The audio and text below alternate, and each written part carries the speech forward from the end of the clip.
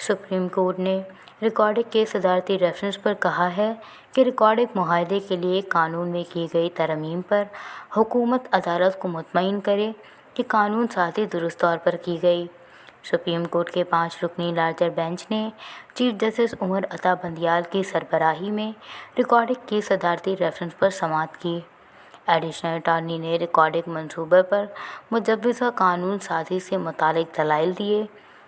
Additional attorney general Umar Rehman ने कहा कि मादनियात एक्ट 1948 पर ड्राफ्ट बलूचिस्तान असम्बली से मंजूर होना बाकी है।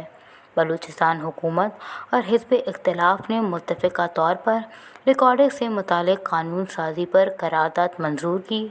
एडिशनल अटॉर्नी जनरल ने कहा कि रिकॉर्डिंग मंसूबे में करप्शन का कोई इम्कान नहीं।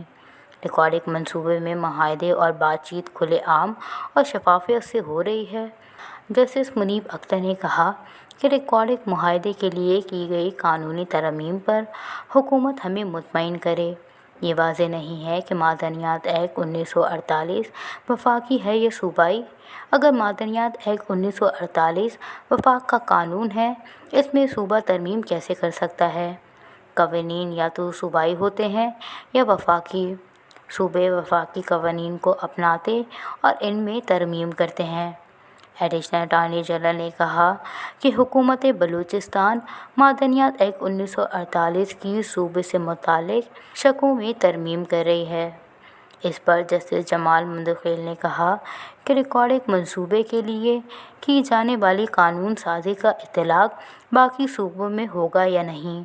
जब हुकूमत इतनी मेहनत कर रही थी तो वफाकी कानून में भी तरमीम कर लेती। हुकूमत अदालत से इतनी मेहनत क्यों करवा रही है? चीफ जस्टिस उमर अता बंदियाल ने कहा कि हुकूमत ने रिकॉर्डिंग मुआहदा 15 दिसंबर तक करना है। इस केस को जल्द ख़त्म करना चाहते हैं ताकि राय देने के लिए वक्त मैसर हो। कल से केस को सुबह 11:30 बजे से सुनेंगे। बाद अज़ा केस की समाअत 15 नवंबर तक मुलतवी कर दी गई।